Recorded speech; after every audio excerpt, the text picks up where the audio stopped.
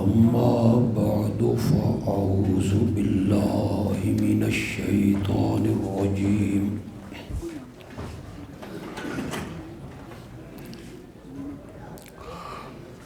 بسم الله الرحمن الرحيم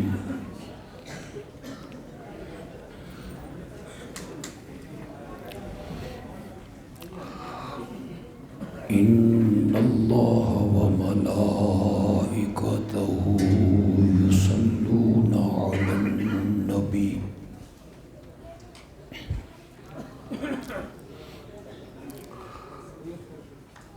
يا أيها الذين آمنوا صلوا عليه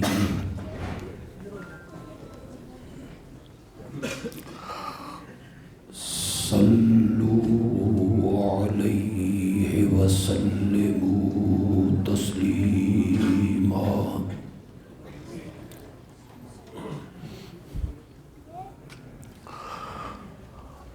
اللهم صل على محمد وعلى آل محمد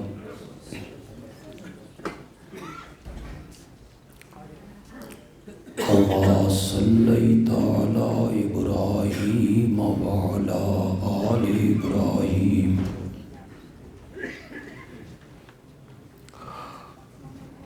إنك حميد مجيد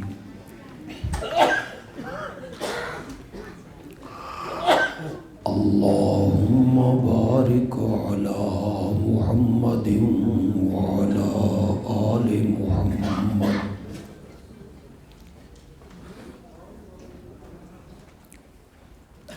كما باركت على إبراهيم وعلى آل إبراهيم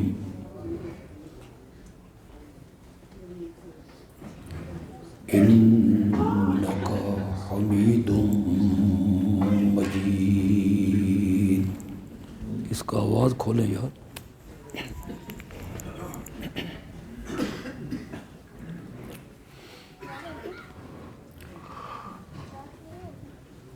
یہاں کے ہمارے احباب نے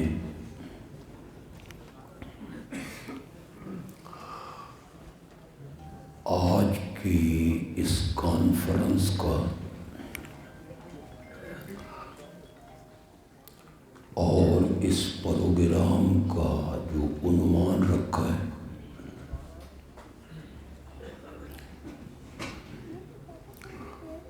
وہ ہے شان صحابہ و اہل بیت.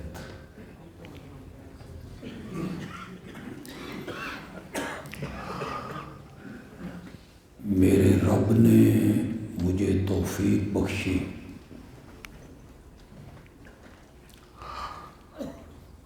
تو میں انشاءاللہ دونوں عنوانوں پر گفتگو کروں گا.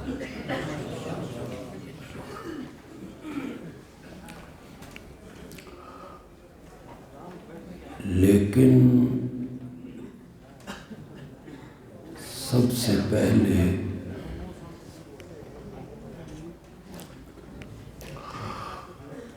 یہاں کے احباب سے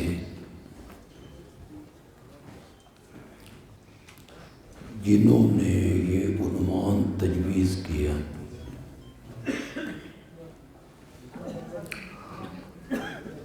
یہ پوچھنے کی جسارت کروں گا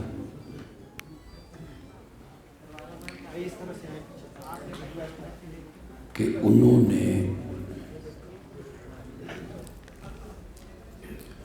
اہل بیت لکھ کر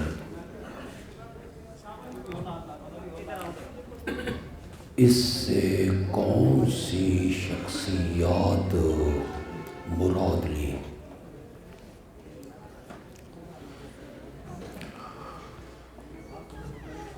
ایک عنصر نے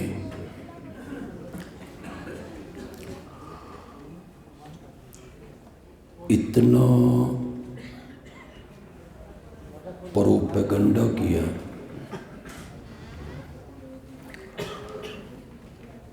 کہ اہل بیت سے مراد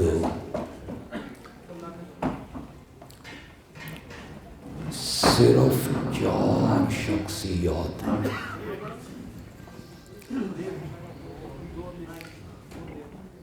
ایک حضرت سیدنا علی ابن ابی طالب کہیے رضی اللہ، ایک سیدہ فاطمہ رضی اللہ عنہا، ایک سیدنا حسن ابن علی رضی اللہ عنہ، اور چوتھی شخصیت ہے حضرت حسین رضی اللہ عنہ۔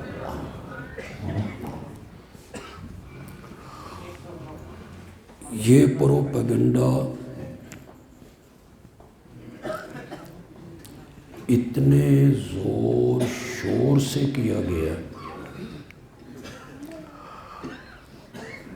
کہ اہل سنت کہلانے والوں کی اکثریت بھی اس سے متاثر ہوئی۔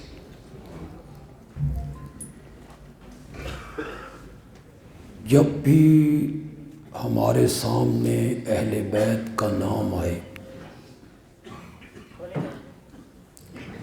یا کوئی خطیب اہل بیت کا نام لے تو ہمارے ذہن فوراً ان 4 شخصیات کی طرف چلے جاتے۔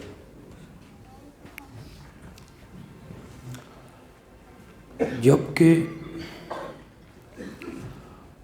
ہم قرآن مقدس کو پڑھیں اور احادیث کا مطالعہ کریں تو ہمیں نکھر کے یہ بات سمجھ آتی ہے کہ اہل بیت کا پہلا مصداق میرے نبی کی بیویاں ہیں۔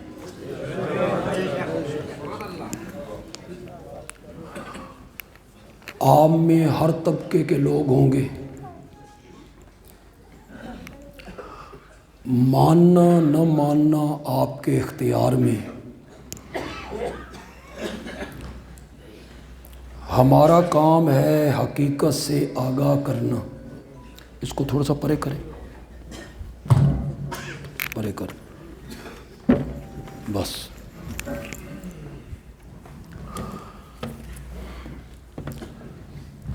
ہمارا کام ہے دلائل سے اپنی بات کو ثابت کرنا۔ اہل بیت کا سب سے پہلا مصداق جو ہے وہ انبیاء کی بیوی ہے۔ سورت کا نام ہے سورت ہود، آیت نمبر ہے 73۔ میں آیت بھی پڑھوں گا، اس کا ترجمہ بھی کروں گا، لیکن آپ نے آنکھیں بند کر کے میرے ترجمے پہ اعتبار نہیں کرنا۔ سرگودا سے آیا ہے، صحیح ترجمہ کیا ہو۔ بگاڑ پیدا ہی تب ہوا ہے جب ہم نے علماء کی باتیں آنکھیں بند کر کے ماننی شروع کی۔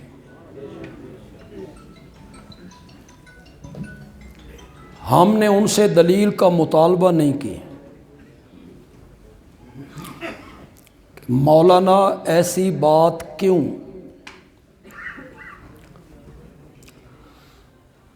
یہ بات خوبصورت لگے تو کہنا بندیالوی اچھی بات کہہ گئے۔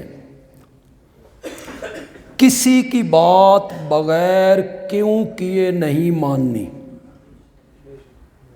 بغیر کیوں کیے ماننی ہے تو صرف آمنہ کے لال کی ماننی صلی اللہ۔ باقی کوئی بات کرے تو دلیل پیش کرے، میرے ترجمے پہ اعتبار نہیں کرنا، گھر میں جانا ہے، ترجمے والا قرآن اٹھانا ہے۔ آپ کہیں گے کس مسلک کے عالم کا قرآن ترجمے والا اٹھائیں؟ میرا تعلق علماء دیوبند سے، میں قطعاً سفارش نہیں کروں گا کہ کسی دیوبندی عالم کا ترجمہ اٹھائیں۔ آپ کے گھر میں کسی بریلوی عالم کا ترجمہ اٹھائیے، کسی اہل حدیث عالم کا ترجمہ اٹھائیے، کسی دیوبندی عالم کا ترجمہ اٹھائیے۔ جادو وہ جو سر چڑھ کے بولے کسی شیعہ عالم کا ترجمہ ہے اٹھائیے۔ اتنا فراخ دل خطیب آپ نے کبھی نہیں دیکھا ہوگا۔ جس عالم کا ترجمہ آپ کے گھر میں ہے آپ اٹھائیے۔ سورت کا نام ہے سورت ہود، آیت نمبر 73، پڑھیے تو صحیح قرآن۔ حضرت ابراہیم علیہ السلام کے گھر میں فرشتے مہمان بن کے آئے، انسانی شکل میں تھے وہ نوری، انہوں نے لباس بشریت کا پہنا ہوا تھا۔ سلام دعا ہوئی، حضرت ابراہیم علیہ السلام گھر گئے، گوشت بھونا تلا، مہمان آئے اور مہمانوں کے سامنے آ کے پیش کر دی۔ یہ جو ہمارے ہاں عادت ہے نا کہ مہمان آئے تو ہم پوچھتے ہیں گرم چلے گا کہ ٹھنڈا، اگر حضرت ابراہیم یہ پوچھتے نا بھی گرم چلے گا کہ ٹھنڈا تو فرشتے کہتے تساں کیڑی کام وچ پے گئے ہو، ہم تو نوری ہیں، کھانے پینے سے پاک ہے، ہمیں کیا پتہ ہے گوشت کیا ہوتا ہے، روٹی کیا ہوتی ہے، پانی کیا ہوتا ہے۔ یہ اندر گوشت بھون رہے ہیں، تل کے لائے، فرشتوں نے ہاتھ نہیں بڑھائے۔ حضرت ابراہیم علیہ السلام ڈرے میرے دشمن نہ ہوں، میرا نمک نہیں کھا رہے ہیں۔ اس زمانے میں جس کا نمک کھا لیتے تھے اسے نقصان نہیں پہنچاتے۔ خوف کے آثار چہرے پہ آئے تو فرشتوں نے کہا لا تخف، لا تخف کا معنی آپ نے کرنا ہے، بولیے ذرا بولیے، کیجیے، ڈریے نہیں۔ جسے آپ انسان سمجھے بیٹھے ہیں نا، ہم انسان نہیں ہیں، ہم فرشتے ہیں، نوری ہیں اور کھانے پینے سے۔ میں اہل حدیث کے سٹیج پہ ہوں اور علماء دیوبند میں میرا تعلق اشاعت التوحید و سنہ سے۔ ہم توحید بیان نہ کریں تو ہماری روٹی ہضم نہیں ہوتی۔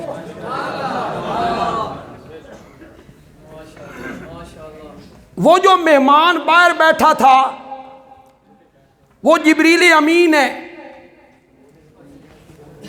وہ نوریوں کا سردار ہے، اور گھر کے اندر جو کھانے تیار کر رہا تھا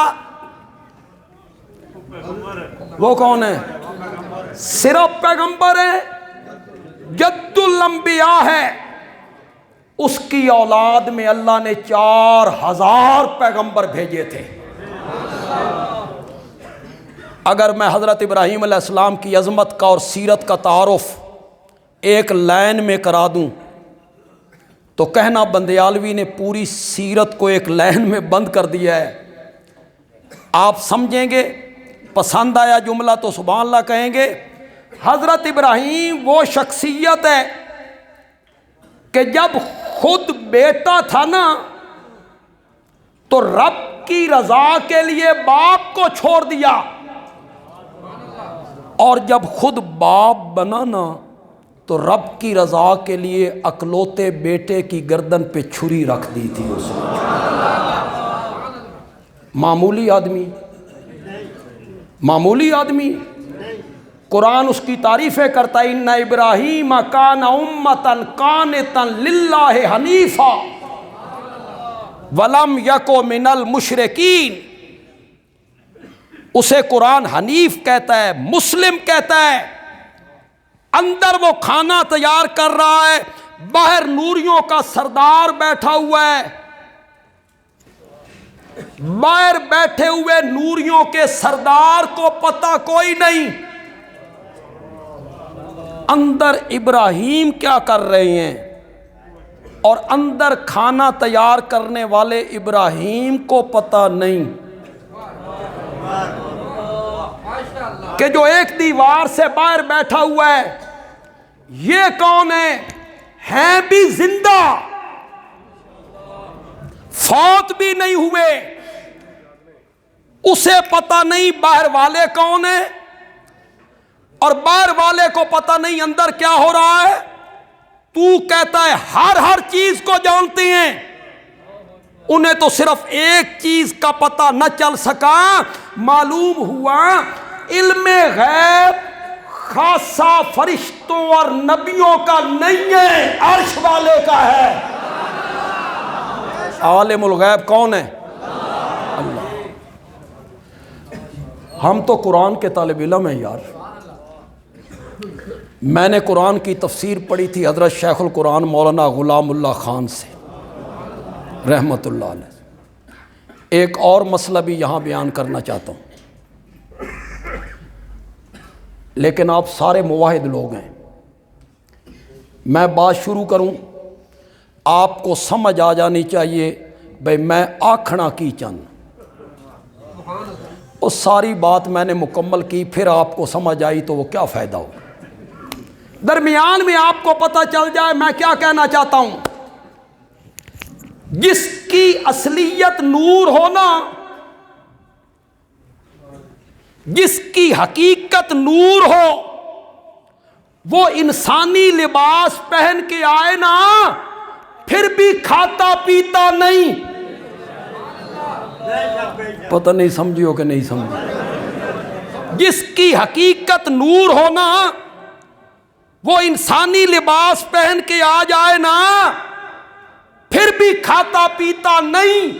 آمنہ کے لال کھاتے بھی تھے پیتے بھی تھے، معلوم ہوتا ہے وہ اندر سے بھی بشر تھے باہر سے بھی بشر تھے۔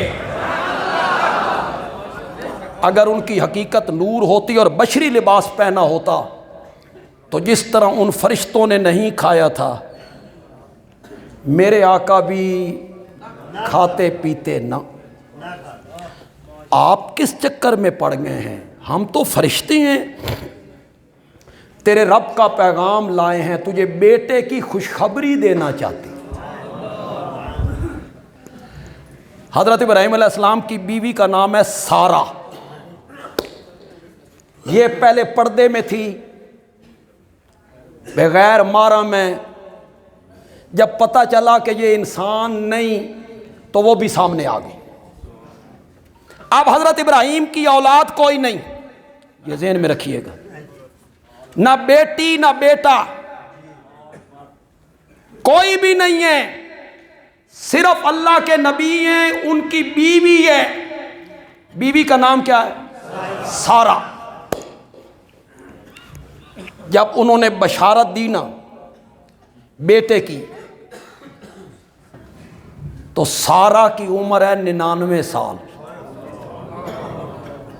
حضرت ابراہیم کی عمر 120 سال۔ تو سارہ کہتی ہے آلے دو، کیا میں جنوں گی؟ وَأَنَا عَجُوزٌ، میں ہوئی بڑھیا، وَهَذَا بَالِي شَيْخًا، اور میرا خامد بھی کیا ہے؟ اس کی عمر 120 سال ہے، میری عمر 99 سال ہے، آلے دو، میں بیٹا جنوں گی۔ اب فرشتے بولے اتعجبین، من امر اللہ.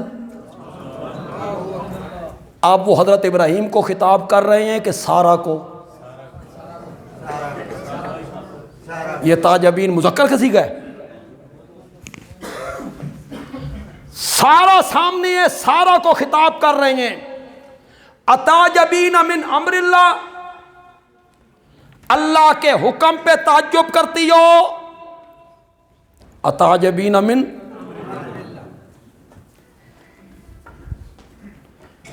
یہ کتنے بیٹھے سن؟ کیا اللہ کے حکم پہ تعجب کرتی ہو کہ میں جنوں گی، میں بڑھیا، کوئی اور تعجب کرے تے گل سمجھ آندی ہے.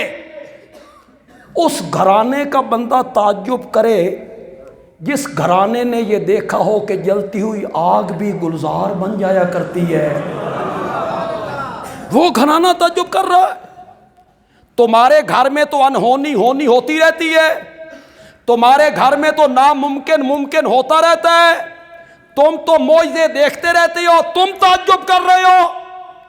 اتعجبین من امر اللہ. اگلا جو جملہ ہے نا فرشتوں کا جسے قرآن نے نقل کیا، وہ میں آیت پڑھوں گا تے ترجمے دی بھی خدا دی قسم ضرورت نہیں رہے گی. اتنا عام فہم، ایک دونی دونی تے دو دونی چار، کوئی چونکہ چنانچہ اگرچہ مگرچہ ترجمے کی ضرورت پڑے، ضرورت ہی نہیں. آپ نے وہ آیت کا حصہ سننا ہے، آپ کی سبحان اللہ بتائے گی کہ آپ سمجھ گئے. فرشتے کہتے ہیں اتعجبین من امر اللہ، اللہ کے حکم پہ تعجب کرتی ہو. سارا رحمت اللہ وبرکاتہ علیکم، اللہ کی رحمتیں ہوں اور اللہ کی برکتیں ہوں تم پر. اہل البیت کس کو کہہ رہے ہیں؟ بولو تو صحیح یار، کس کو کہہ رہے ہیں؟ تو یہ اہل بیت قرآن نے جو اطلاق کیا کس پر کیا ہے؟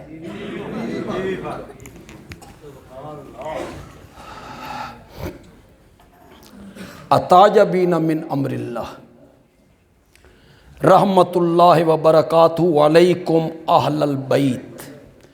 وہ جو ایک مشہور آیت ہے انما یرید اللہ لیذہب عنکم الرجس اہل البیت ویطہرکم، یہ 22ویں پارے کے پہلے صفحے کی آیت ہے، سورۃ احزاب ہے.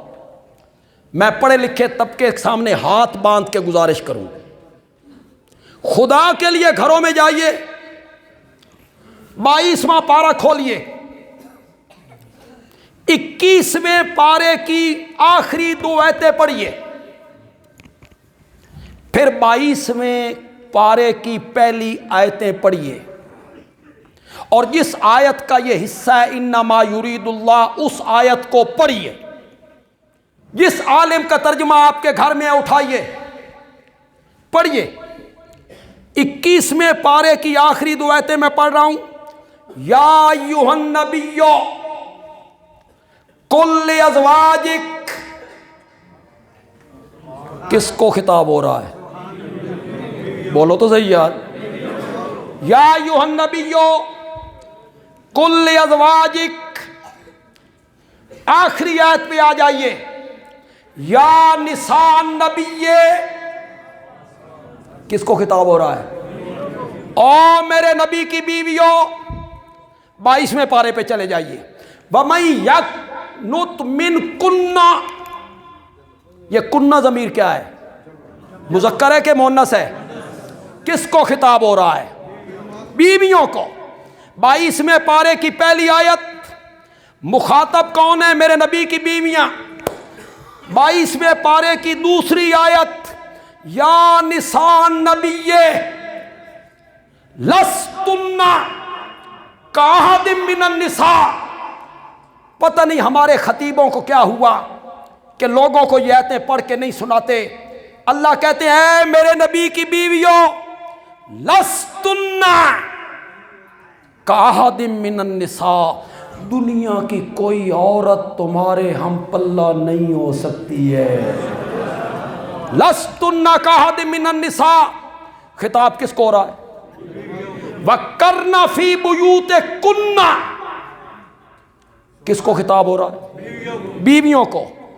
آگے اقمنا، کس کو خطاب ہو رہا ہے؟ بیویوں کو۔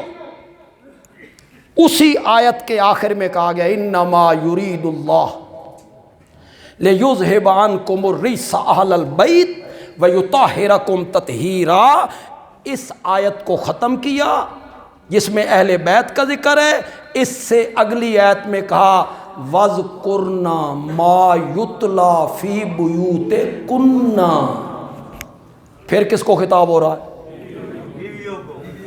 شروع میں بھی بیویاں، آخر میں بھی بیویاں۔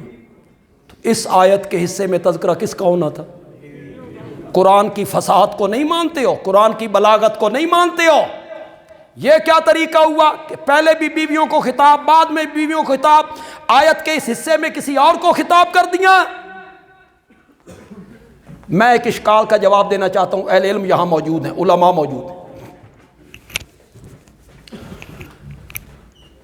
پہلی ساری ضمیریں مؤنث کی تھیں، کنہ، اور اس آیت میں جو ضمیریں ہیں وہ مذکر کی ہیں۔ لیطہرکم، انما یرید اللہ لیذہب عنکم، عنکم یہ مذکر کی۔ یہاں سے لوگوں کو دھوکہ لگا کہ بیویاں مراد نہیں۔ میں علماء سے کہوں گا یہ لفظ اہل کی مناسبت سے ہے۔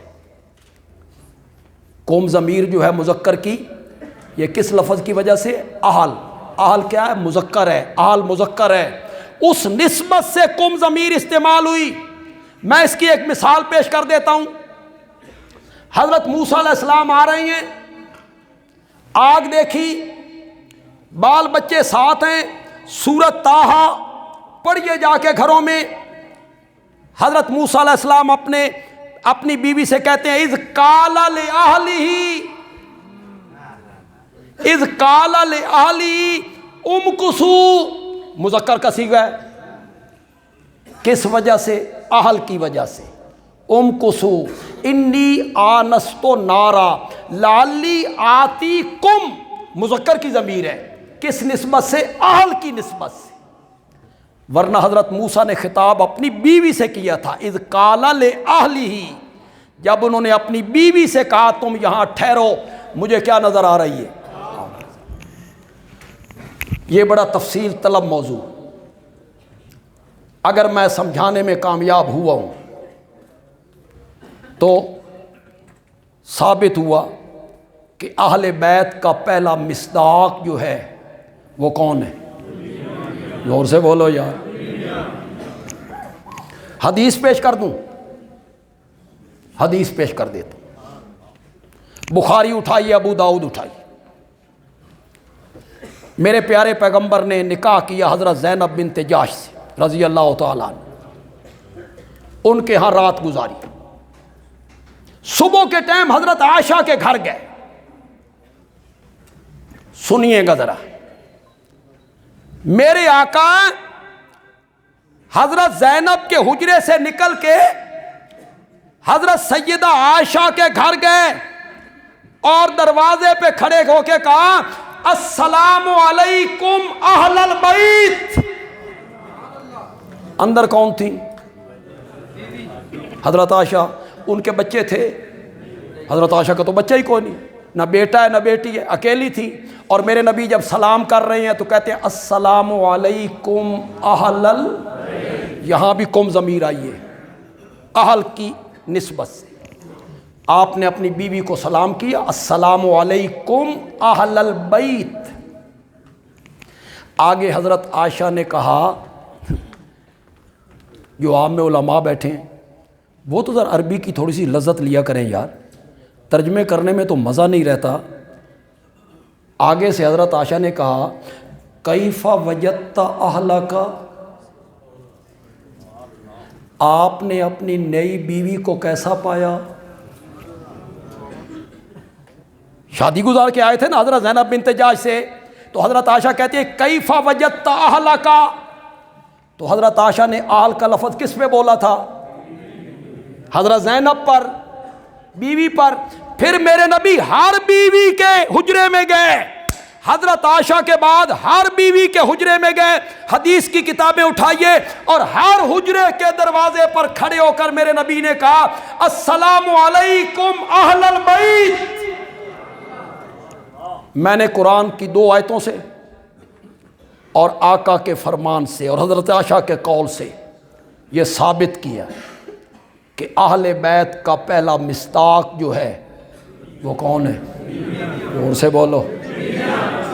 ماننا نہ ماننا آپ کی مرضی، کس سے کہانیوں پہ جانا ہے تو آپ کی مرضی۔ اس کے بعد کوئی بندہ یہ کہے کہ میں حضرت علی کے اہل بیت ہونے کا انکار کر رہا ہوں، نہ میری مجال۔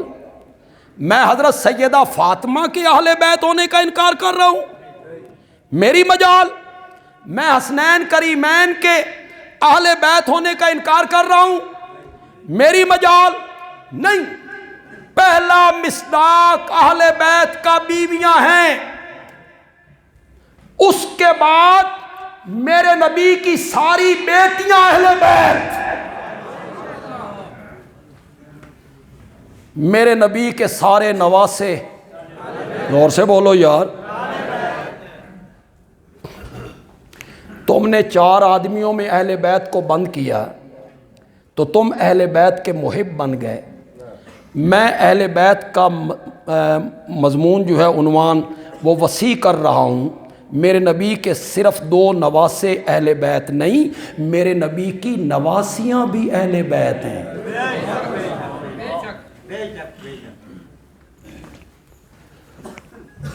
حضرت علی کی سیدہ فاطمہ کے بطن سے کتنی اولاد تھی؟ بولو شابہ، اہل حدیث ہی بولو تو دیوبندی بھی بولو۔ بس سمم بکمن امیون، بس 4۔ یہ میرے نال آیا تو پتا ہے اس میں مطلب تساں اپنے کھاتے چ پا لو۔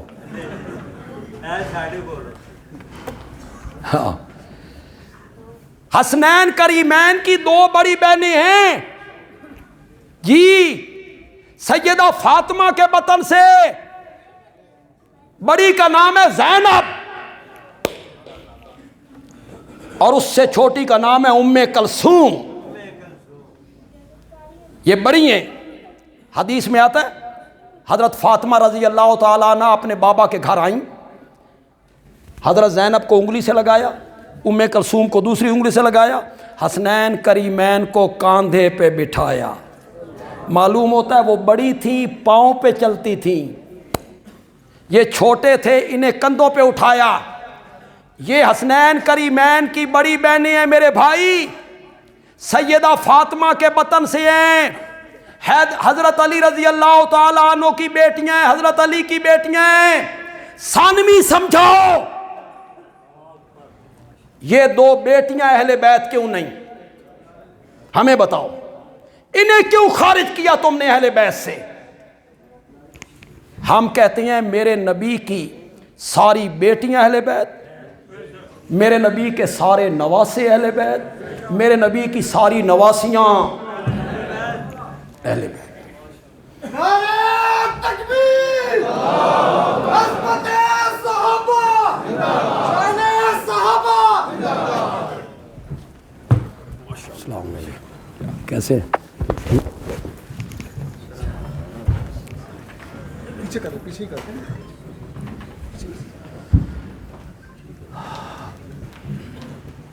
میں تھوڑی سی بات کروں؟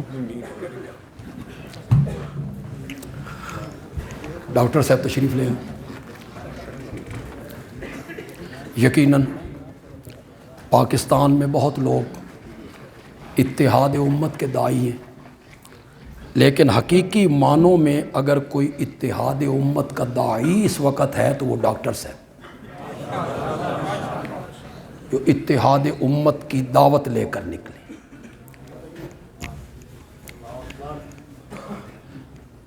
تو سیدہ فاطمہ رضی اللہ تعالیٰ عنہ کے بطن سے حضرت علی رضی اللہ تعالیٰ عنہ کی کتنی اولادیں تھیں؟ 2 بیٹیاں. بڑی بیٹی کا نام کیا ہے؟ اس سے چھوٹی. انہیں کیوں اہل بیت نہیں مانتے ہو؟ تم نہیں بتاؤ گے تو بندیال بھی بتانے لگا ہے. زینب کو اہل بیت اس لیے نہیں مانتے ہو کہ ان کی شادی ہو گئی تھی چچا زاد بھائی حضرت عبداللہ ابن جعفر سے، اور اہل بیت اس گھرانے میں چلے گئے، اور ام کلثوم کو، یہ بات بڑی زبردست ہے، جگرا چاہیے کہنے کے لیے، اور ام کلثوم کو اہل بیت اس لیے نہیں مانتے ہو کہ ان کی شادی ہو گئی تھی خلیفہ ثانی فاروق اعظم سے، اس لیے تم نے انہیں اہل بیت سے نکالا. تم اہل بیت کے محب بنتے ہو. میرے نبی کی ساری بیٹیاں اہل بیت، بے شک تو کہو.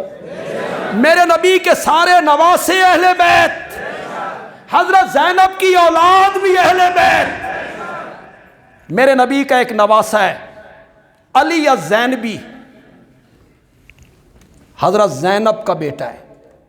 فتح مکہ کے دن جس اونٹنی پر میرے آقا سوار تھے، میرے آقا کے پیچھے میرے آقا کا یہی نواسا بیٹھا ہوا تھا. جنگ یرموک میں کافروں کے خلاف جہاد کرتے ہوئے میرے نبی کے اس نواسے نے جام شہادت نوش کیا تھا. اس کا نام تھا علی. یہ بھی میرے نبی کا نواسا ہے. عام میں سے جن جن لوگوں کو اس سے پہلے پتا تھا، امانت دیانت سے ہاتھ کھڑے کرو. بس جی، یہ آج بندیالوی بتا کے جا رہا. کیا نام ہے میرے نبی کے نواسے کا؟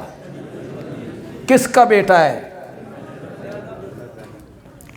اس کی ایک بہن ہے جس کا نام ہے امامہ. کیا نام ہے؟ امامہ. علماء کرام بخاری اٹھائیے حدیث کی کتابیں. میرے آقا جب گھر میں نفلی نماز پڑھا کرتے تھے، یہی امامہ آپ کی پیٹھ پر آ کے بیٹھ جایا کرتی تھی، اور میرے آقا اس وقت تک سر نہیں اٹھاتے تھے جب تک امامہ اتر نہیں جاتی تھی، اور جب امامہ اتر جاتی تھی، آگے سنو، میرا نبی دوسری رکعت کے لیے کھڑے ہوتے، امامہ کو پھر اٹھا کے لے آتے اور پھر کاندھوں پہ بٹھا لیا کرتے تھے. اس نواسی کا نام کیا ہے؟ یہ کس کی بیٹی ہے؟ یہ بھی میرے نبی کی نواسی. مال غنیمت آیا، اس میں ایک ہار بہت خوبصورت. صحابہ نے پوچھا یا رسول اللہ یہ بہت خوبصورت ہار ہے، کس کو ملے گا؟ فرمایا جس کے ساتھ مجھے سب سے زیادہ محبت ہوگی. ان لفظوں کو ذرا نوٹ کرو. یہ ہار اس کو ملے گا جس کے ساتھ مجھے سب سے زیادہ محبت ہوگی. صحابہ نے آپس میں بات کرنی شروع کی. اے ہار تے عائشہ دے گھر گیا. صحابہ کے ذہن میں تھا کہ سب سے زیادہ محبت خواتین میں حضرت عائشہ کے ساتھ ہے. ہار کی تقسیم کا وقت آیا تو میرے آقا نے فرمایا میری نواسی امامہ کو بلاؤ. وہ ہار میرے نبی نے امامہ کے گلے میں ڈالا تھا، اور پہلے کیا کہہ چکے تھے؟ میں کس کو دوں گا؟ یہ میرے نبی کی نواسی. اگلی بات جو بندیالوی کہنا چاہتا ہے، شاید جو ایک ہاتھ پہلے کھڑا ہوا تھا اب وہ بھی کھڑا نہ ہو. حضرت سیدہ فاطمہ رضی اللہ تعالی عنہ کی زندگی میں حضرت علی نے دوسری شادی نہیں کی. حضرت فاطمہ کے انتقال کے بعد آپ نے بہت سی شادیاں کی. حضرت فاطمہ کا جب آخری وقت آیا تو حضرت فاطمہ نے یہ وصیت کی حضرت سیدنا علی کو، میرے بعد شادی کرنی ہے نا میری بھانجی امامہ نال کرنی ہے. سیدہ فاطمہ کے انتقال کے بعد حضرت علی نے جو پہلی شادی کی ہے وہ کس کے ساتھ کی ہے؟ بولو تو صحیح یار، بولو تو صحیح. یہ حسنین کریمین کی ستیلی ماں بھی بن گئی اور خالہ زاد بہن بھی بن گئی۔ ہم اہل بیت کا مفہوم بڑا وسیع مانتے ہیں۔ میرے نبی کے ساری بیٹیاں کیا ہیں؟ زور سے بولو۔ میرے نبی کے سارے نواسے، میرے نبی کی ساری نواسیاں اہل بیت ہیں۔ حضرت حسین کی اولاد، حضرت حسن کی اولاد، ادے نہیں جانا، حضرت حسن کا نام نہیں لینا۔ حضرت حسن کے کسی بیٹے کا نام سنا ہے آپ نے کبھی ان سے؟ حضرت حسن کے کسی بیٹے کا نام سنا ہے ان کی زبان سے کبھی آپ نے؟ حضرت حسن کی اولاد اہل بیت کیوں نہیں؟ کیوں ان کا نام نہیں لیتے ہو؟ تم نہیں بتاؤ گے، بندیالوی بتائے گا۔ حضرت حسن کا نام تم اس لیے نہیں لیتے ہو کہ انہوں نے خلافت ہینڈ اوور کی تھی حضرت معاویہ کو، اور تمہیں وہ تکلیف ہے اس زمانے کی جو اب تک نہیں جا رہی کہ انہوں نے حضرت معاویہ سے صلح کی اور حضرت معاویہ کے ہاتھ پر بیعت کی تھی۔ جتنی کہانیاں تم نے گھڑی ہیں، علماء کرام کتنے ہمارے اہل سنت کے لوگ ہیں، میں غیر کا گلہ کیوں کروں؟ کتنے اہل سنت کے لوگ ہیں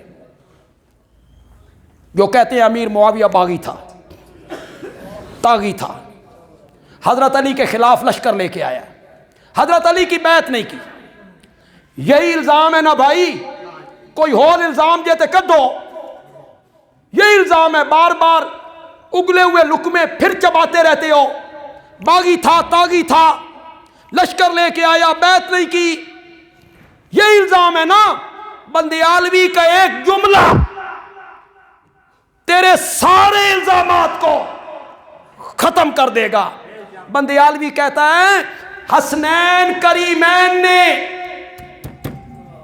حضرت علی کے بیٹوں نے معاویہ کے ہاتھ پر بیعت کر کے اور خلافت ان کو ہینڈ اوور کر کے پچھلے سارے دھونے دھو دیتے۔ انہیں پتہ نہیں تھا باغی ہے، انہیں پتہ نہیں تھا ہمارے باپ کا دشمن ہے، انہیں پتہ نہیں تھا ہمارے باپ کے خلاف لشکر لے کے آئے۔ تمہیں زیادہ پتہ ہے۔ حسنین کریمین کو پتہ نہیں تھا، انہوں نے خلافت کیوں معاویہ کے سپرد کی تھی؟ بندیالوی ایک سوال کرنا چاہتا ہے، حسنین کریمین نے خلافت حضرت معاویہ کے سپرد کی، معاویہ کو اہل سمجھ کے یا نا اہل سمجھ کے؟ نا اہل سمجھ کے کی تو پھر قصور کس کا ہے؟ تم کسی نااہل کو مانتے نہیں ہو؟ تم جو سامنے میرے بیٹھے ہو 15ویں صدی میں کسی نااہل کو مانتے ہو؟ جس کو ضمیر نہ مانے اس کو سلام کرتے ہو، ووٹ دیتے ہو، ووٹ دیتے ہو، جس کو ضمیر نہ مانے اس کو ووٹ دیتے ہو۔ تو بڑا ذمہ دار ہے اور جرت مند ہے کہ جس کو اہل نہیں سمجھتا اس کو ووٹ نہیں دیتا، اور حسنین کریمین نے پوری خلافت معاویہ کے سپرد کر دی۔ علماء کرام آج کہتے ہیں معاویہ بادشاہ تھا، ملک تھا۔ میں ہاتھ باندھ کے پوچھنا چاہتا ہوں، حسنین کریمین نے جو چیز معاویہ کے سپرد کی تھی وہ کیا تھی؟ کیا سپرد کی تھی؟ تجھے آج پتہ چلا ہے کہ وہ ملوکیت تھی؟ حسنین کریمین نے تو خلافت ان کے سپرد کی تھی۔ بس میں تقریر کے آخر میں عنوان کا جو دوسرا عنوان ہے شان صحابہ، اس پر ایک جملہ کہنا چاہتا ہوں۔ سیدنا حسن بھی اہل بیت، کہو بے شک، حضرت حسین بھی اہل بیت، ان کا مقام بھی اعلیٰ، مرتبہ بھی اعلیٰ، عظمت بھی اعلیٰ. وہ پیدا ہوئے تو ان کے کان میں اذان میرے نبی نے کہی تھی، انہیں گھٹی میرے نبی نے لگائی تھی، ان کا نام میرے نبی نے رکھا تھا.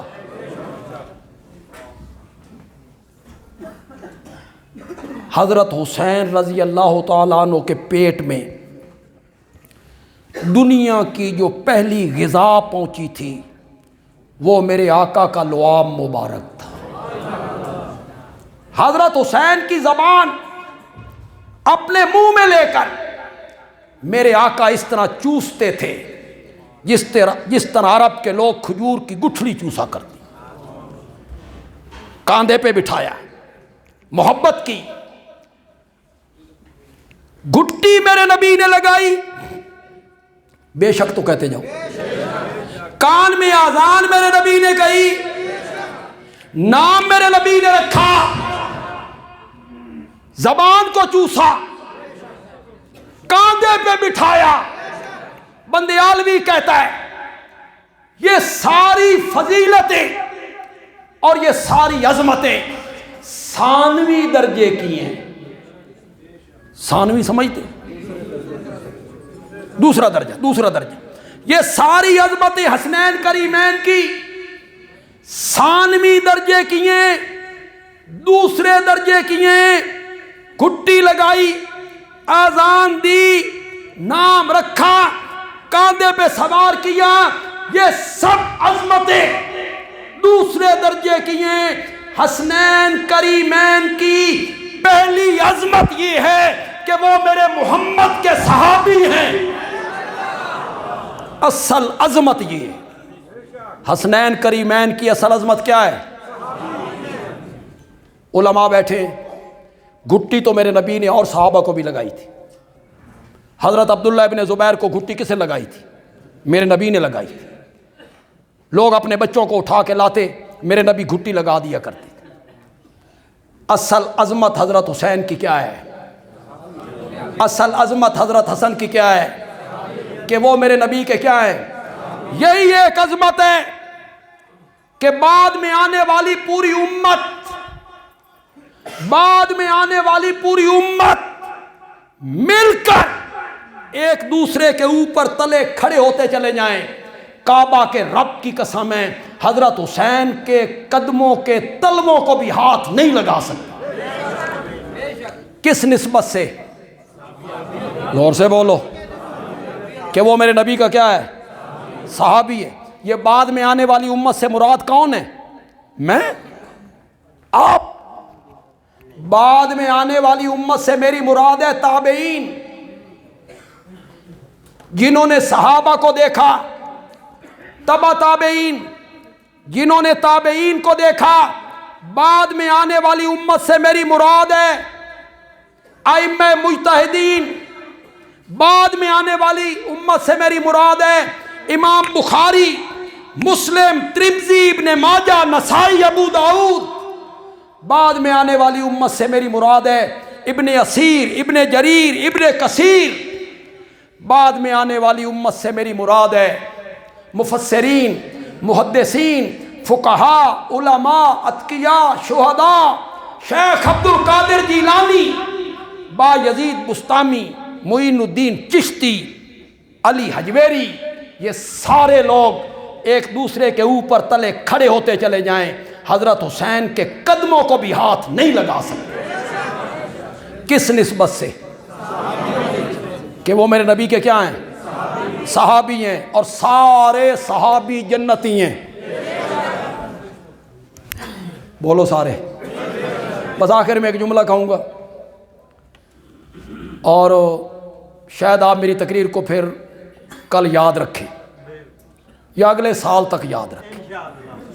سارے صحابہ جنتی ہیں.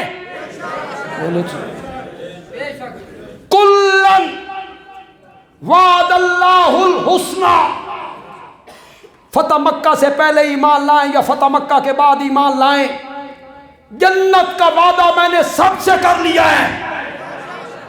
سورت حدید کی آیت نمبر 10 ہے، جائیے گھروں میں جا کے پڑھیے. والسابقون الاولون من المہاجرین والانصار والذین اتبعوہم بإحسان رضی اللہ عنہم ورضوا عنہ اعد لہم جنات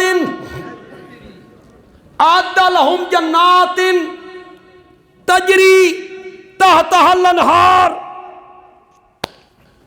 اللہ کہتے ہیں میرا سونا پیغمبر اساں تا جنت سجائی تیرے یاراں واسطے ہے۔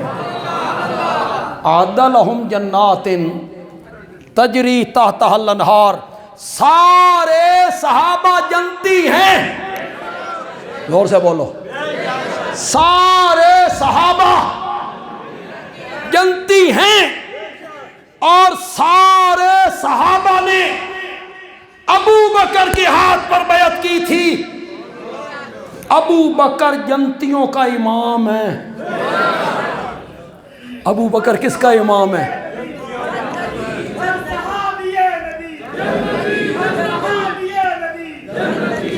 سارے صحابہ جنتی ہیں، اور سارے صحابہ نے ابو بکر کے ہاتھ پر بیعت کی تھی۔ معلوم ہوا ابو بکر جنتیوں کا امام ہے، جنتیوں کا امام ہے۔ مت بولا کرو وہ ابو بکر کو نہیں مانتا، وہ ابو بکر کو نہیں مانتا، فلاں ابو بکر کو نہیں مانتا۔ ابو بکر کو صرف جنتی مانتے ہیں۔ ابو بکر جنتیوں کا امام ہے، ابو بکر جنتیوں کا امام ہے۔ ابو بکر کو جنتی مانتے ہیں۔ اور بندیالوی کا آخری جملہ ہے، ابو بکر کو شیطان نہیں مانے گا، ابو بکر کو شیطان نہیں مانے گا۔ اس لیے نہیں مانے گا کہ ابو بکر کے مقتدیوں میں عمر کھڑا ہوتا ہے، عمر کھڑا ہوتا ہے، اور جہاں عمر آ جائے اللہ تعالیٰ